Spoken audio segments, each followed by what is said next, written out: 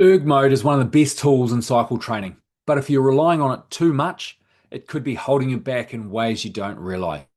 G'day team, I'm Coach Ray. I'm a triathlon and cycling coach who specializes in coaching beginner and recreational athletes to achieve their sporting as well as their health and fitness goals. In today's video, we're going to be talking about ERG mode.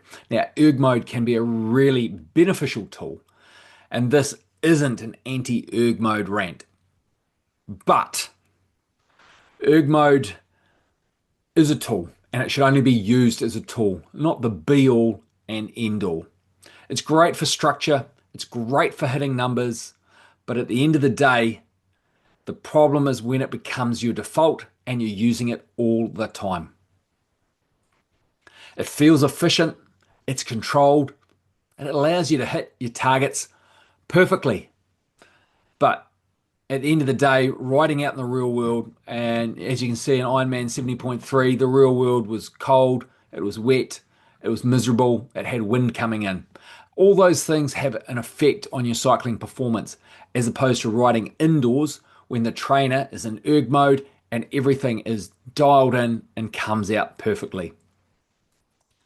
The course, whether you're on gravel, whether you're on tar seal, whether you're on hot mix, these all play factors, and you don't notice as you change between them and riding from one condition to another that you quietly and just discreetly, without even thinking about it subconsciously, you just make some micro adjustments to your cadence, make some micro adjustments to how much force and torque you're putting on the pedals so that you can stay at the effort that you're trying to ride at.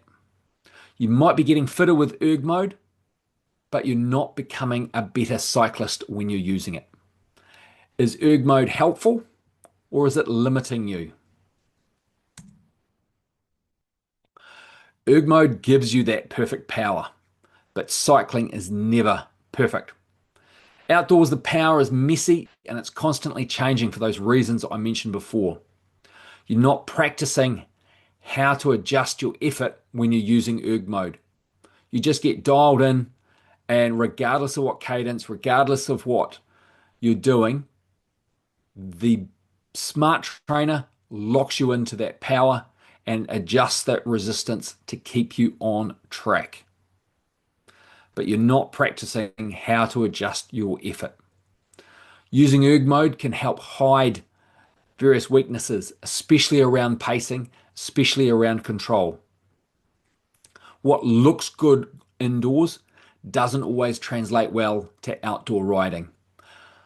ERG mode builds your dependence on the trainer. It doesn't develop your feel for the effort. It can help hide your pacing mistakes.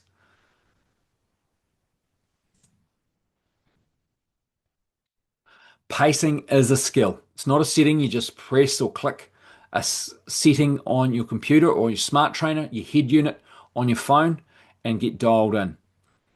Pacing is something you learn with experience. It's not something the trainer does for you. ERG mode does not let you go too hard. It doesn't let you go too easy either. But if you keep practicing and pushing it a little bit too far, you'll learn to back off. If you're not working hard enough and you're looking at the screen, you're looking at your data, you'll realize you're not pushing hard enough and you'll lift that effort. It helps guide you so that you can be restrained, but it doesn't set up the success of learning how to be restrained. I mentioned in the previous slide how ERG mode can hide your weakness, particularly with pacing and control. ERG mode removes all that decision making completely from your indoor training. There's a big difference between producing power and controlling it.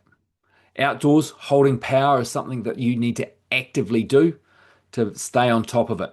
You're constantly making those micro adjustments we talked about. Cadence, your torque, the amount of force. These are all things that you're working on when riding outdoors. You're constantly adjusting everything, changing gears so that you can maintain an appropriate cadence. ERG mode does all the controlling for you and takes away that skill development. This is one reason while cyclists will often struggle to hold power outdoors, that they're capable of riding and holding indoors. Real cycling is never perfectly steady. Erg mode gives you that perfectly steady. Even if it's only for a short duration interval, for that 1 minute, that 2 minute, that 30 seconds, it holds you perfectly stable at that power intensity. Outdoors, even the flattest ride is not actually steady. You've got the terrain, you've got the wind, you've got the road surface. They can all change your effort. You're always making those micro adjustments, and erg mode removes that completely. Adaptability is a key cycling skill. Whether you're riding up a hill, pushing that pace, increasing that effort on the downhill, adjusting to those terrain features. We've all done it. We've all used erg mode. I've done it. I even used erg mode for some intervals in the session I did this morning. It's not something I usually use, but it's something that can be beneficial occasionally. I'm not against erg mode. If you're just watching Netflix, you're scrolling through your phone, you're zoning out, erg mode can be great to allow you to get some time in the legs. But you've zoned out. You're not getting the mental engagement. You're not getting that benefit. Erg mode lets you get through the tough sessions without a full-on focus. Some people will call it lazy. Some people will call it unengaged. But it can get you through. Racing and outdoor riding demand attention, and that's where erg mode sets you up to fail. If you don't train that ability to focus, it's not there when you're going to need it. In an indoor race, you need to be alert. You need to be watching for what other cyclists are doing. Who's making a move? Is this a move worth going with? Outdoor racing, same sort of situation as indoor, but you've got other factors. The terrain has a bigger play on the situation. And you also need to be alert for other things in your environment. If you're on the road, you need to be alert for vehicles. If you're out off the road, you need to be alert for wildlife and other creatures and other things. You need to be alert rather than zoned out. Cycling is not the time to be zoned out. So are you actually training effort, or are you just following the instructions of the erg mode? Erg mode rewards hitting those numbers, and that's not necessarily a bad thing. But erg mode does not allow you to understand the effort. Feel for how hard something is, or RPE, which is your rating of perceived exertion. Your rating of perceived exertion decreases with using erg mode. You don't have an understanding for that feel. You become disconnected from it, and your numbers effectively mean nothing intrinsically. Outdoors, you need to judge that effort, and you don't have the screen or your trainer controlling that and telling you.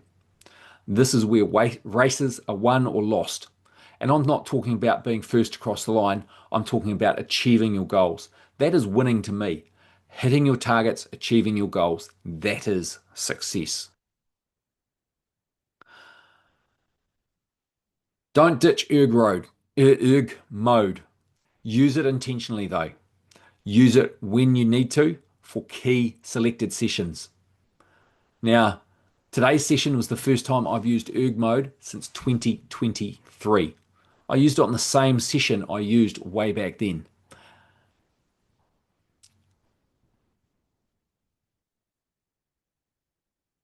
Make sure if you are using erg mode, you include the resistance, and make sure you have effort-based sessions so you're getting the benefit of the session when using erg mode.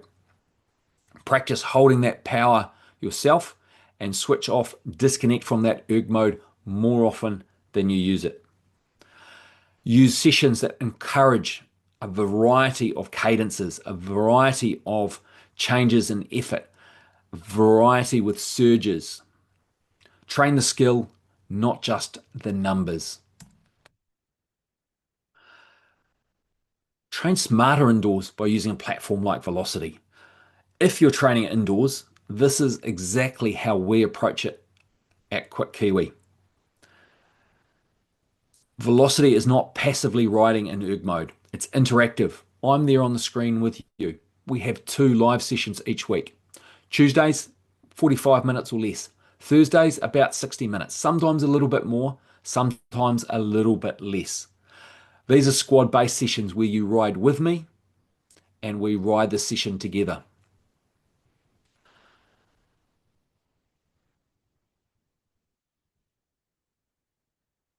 In the description down below, there's a link for 14 days free trial of Velocity.